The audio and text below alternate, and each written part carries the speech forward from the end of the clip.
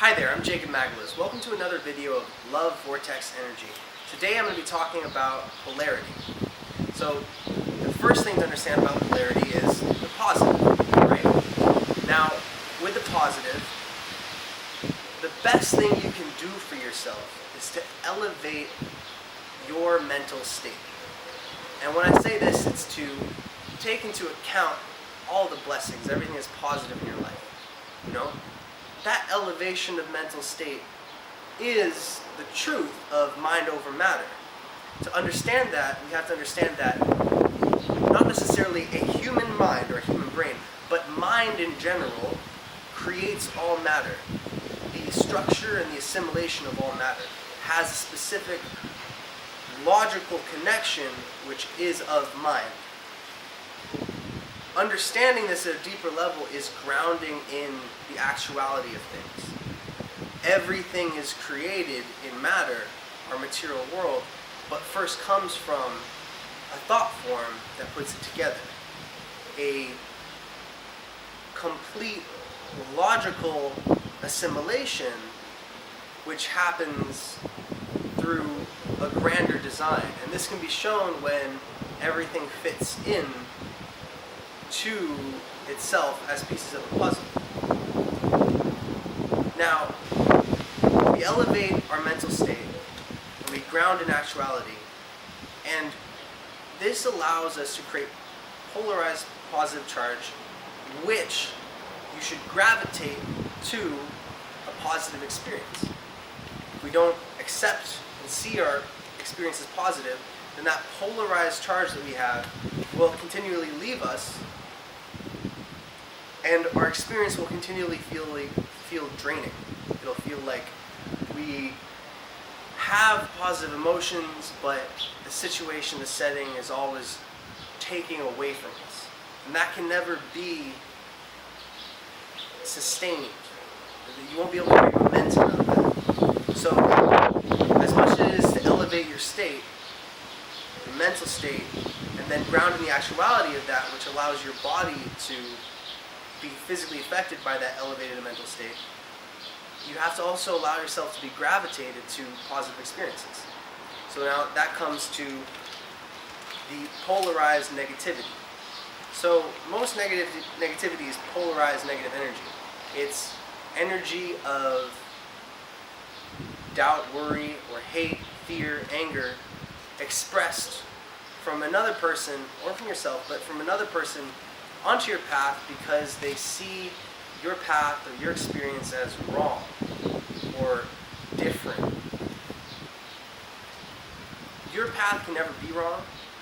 You're always going to be walking your path, and your experience can never be wrong because you're always going to be having your experience.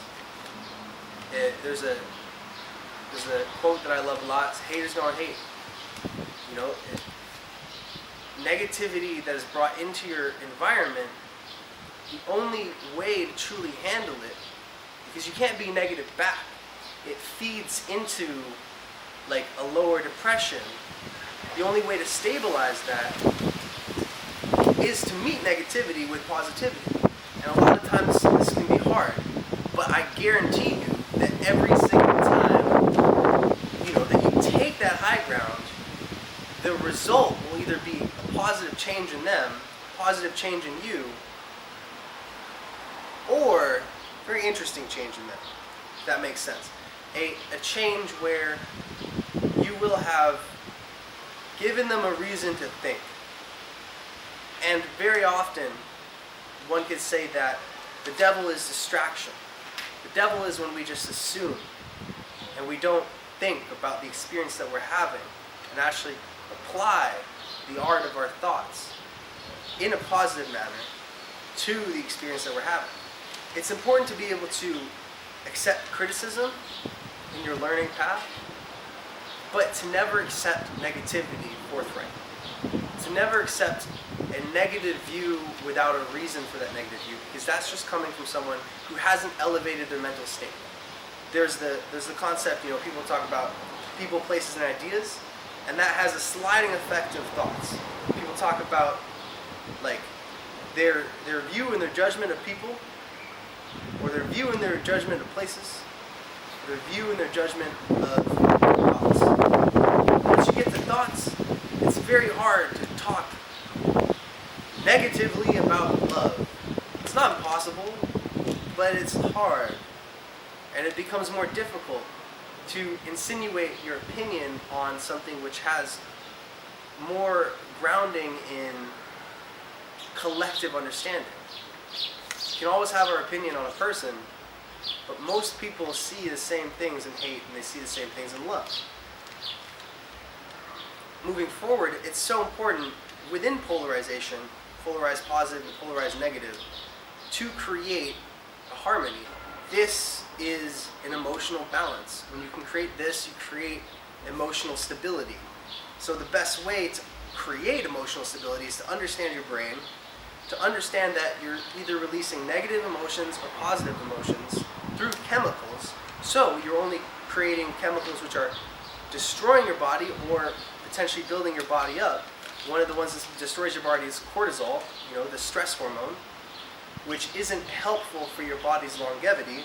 And then, of course, we all know oxytocin or serotonin, which are extremely pleasureful emotions which are released. And our body can become addicted to either. So those that are in a negative state, they become charged negatively, they become addicted to the chemicals which their body is producing. So it stems them down that line. At the same time, people who start to become addicted to things like learning, happiness, meditation, for example, releases a lot of positive chemicals in our body. So to understand the habits and the specific traits that if you take every day will create positive emotions in your body, you'll become addicted to having a positive experience again. And all of your experiences will be gravitated towards that positive charge.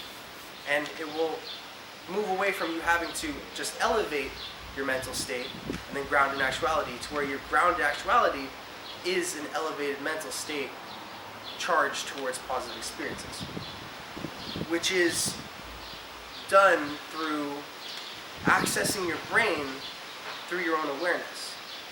We are aware of our senses as they leave the body through the different faculties, right? You've got touch, smell, hearing, sight. But our awareness of all of these stems from an internal source of awareness. And that pure awareness can be placed upon our brain, and internally we can just stimulate and release these emotions. And that's something that meditation creates a space in our life to allow us to do that. But you could do that if you're sitting on the bus and just waiting 5 or 10 minutes before an interview. And that release of positive emotions will pull you into that next moment with clarity and positive momentum that will, potentially make that interview go very, very well. So it's important to cultivate and understand that this awareness is held naturally. It's where our focus is. That's where our awareness is placed.